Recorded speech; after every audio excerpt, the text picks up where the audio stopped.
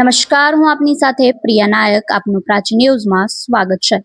આવતીકાલે એટલે કે 8 માર્ચના રોજ વિશ્વ મહિલા દિવસ તરીકે ઉજવવામાં આવે છે અને વિશ્વ મહિલા દિવસ નિમિત્તે જ આજ રોજ અમદાવાદના સર્કિટ હાઉસ ખાતે જીવહારી મહિલા ટ્રસ્ટ દ્વારા એક મહત્વપૂર્ણ મીટિંગ અને પ્રેસ કોન્ફરન્સનું આયોજન કરવામાં આવ્યું હતું, જેમાં આ પ્રસંગે ટ્રસ્ટના પ્રમુખ મીનાક્ષીબેન કાલાએ મહિલાઓના હક, સુરક્ષા, સશક્તિકરણ જેવા મુદ્દાઓને લઈને પોતાની વાત રજૂ કરી હતી. સાથે જ સમાજમાં મહિલાઓ પર પડતી મુશ્કેલીને લઈને જે પ્રશ્નો છે તેમના ઉકેલ માટે ટ્રસ્ટ દ્વારા કરવામાં આવતી કામગીરીને લઈને માહિતી આપવામાં આવી છે. ત્યારે આ સમગ્ર મુદ્દે અમારા રિપોર્ટર સ્થળ પર હાજર હતા અને તેઓ દ્વારા મીનાક્ષીબેન સાથે વાતચીત કરવામાં આવી છે. તો પહેલા આપણે તે સાંભળીએ. મારું નામ મીનાક્ષીબેન કાલા છે અને જીવાહારી ફાઉન્ડેશનની વાઇસ પ્રેસિડેન્ટ છું અને આંતરરાષ્ટ્રીય મહિલા દિવસની ઉજવણી કરવાની છે, એટલા માટે થઈને અમે અહીંયા ભેગા થયા છે.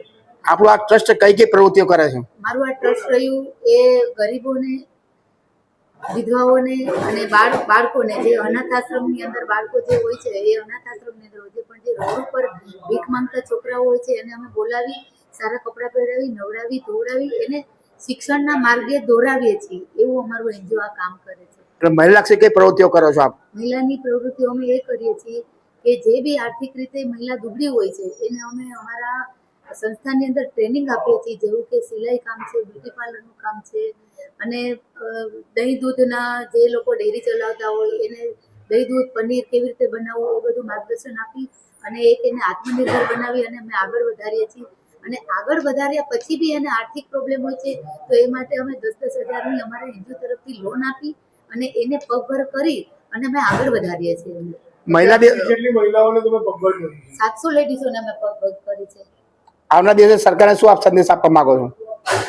આવનાર દિવસની અંદર સરકારને અમે એ જ સંદેશ આપવા માંગીએ છીએ કે આજે અમે જે કામ કરી રહ્યા છીએ એ સરકારનું કામ જ કરી રહ્યા છીએ, કે જે મોદી સાહેબની જે વિવિધ યોજનાઓ જે બહાર પાડી રહ્યા છે, જે લેડીઝો માટે એ બધી અભણ લેડીઝો છે જેને માર્ગદર્શન હોતું નથી, તો એવી લેડીઝોને અમે અમારી સંસ્થાની અંદર બોલાવી અને એવું અમે માર્ગદર્શન આપીએ છીએ કે મોદી સાહેબ તમારા માટે થઈને આટલું સારું કરી રહ્યા છે તો એનો તમે લાભ લો અને આગળ વધો. જો તમને સમજણ ન પડતી હોય તો તમે અમારા જીવાહારી ફાઉન્ડેશનની અંદર આવી અને અમારી પાસેથી સલાહ સૂચન લઈને આગળ વધો, કે જેનાથી દેશ સુદૃઢ બને અને એક દેશની અંદર એક નારી શક્તિનું જે અસ્તિત્વ છે એ કાયમ એટલું સરસ રીતે જળવાઈ રહી કે આજે પુરુષ કરતાં પણ સ્ત્રી બેવડી બની અને આગળ વધે અને પોતાનું ગુજરાન ચલાવે.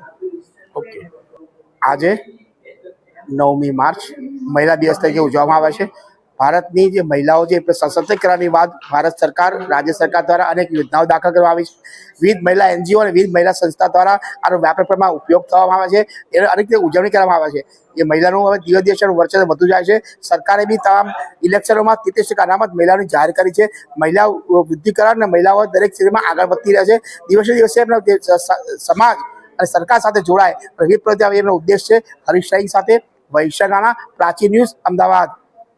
તો આ હતા અમારા રિપોર્ટર હરીશ યાજ્ઞિક, જેઓ દ્વારા જણાવવામાં આવ્યું છે કે જીવહારી મહિલા ટ્રસ્ટની પ્રમુખ મીનાક્ષીબેન કાલાએ મહિલાઓના હક અને સુરક્ષા અંગે મહત્વપૂર્ણ મુદ્દાઓ રજૂ કર્યા છે અને તેમણે જણાવ્યું છે કે મહિલા સશક્તિકરણ માટે ટ્રસ્ટ દ્વારા આગળ પણ વિવિધ કાર્યક્રમો અને જાગૃતિ અભિયાન ચલાવવામાં આવશે.